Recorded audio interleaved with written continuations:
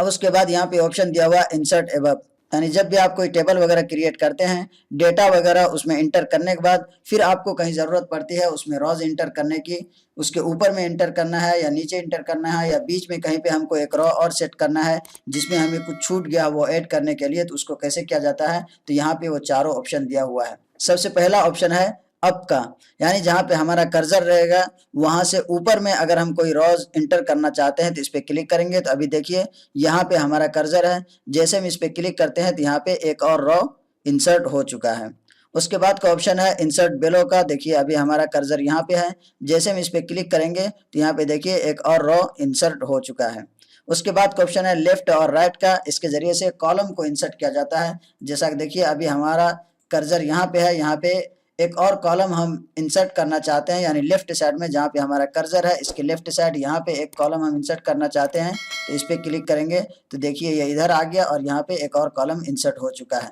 इसी तरीके से अगर हम राइट साइड में कोई कॉलम इंसर्ट करना चाहते हैं तो वहाँ पे कर्सर लाएंगे और इस पे क्लिक करेंगे तो यहाँ पे देखिए राइट साइड में एक और कॉलम इंसर्ट हो चुका है। तो इन चारों का इस्तेमाल किया जाता है रॉज और कॉलम को इंसर्ट करने के लिए। बीच में या ऊपर में आप डेटा सेट करने के बाद भी आराम से कहीं भी कॉलम और रॉज को इंसर्ट कर सकते हैं।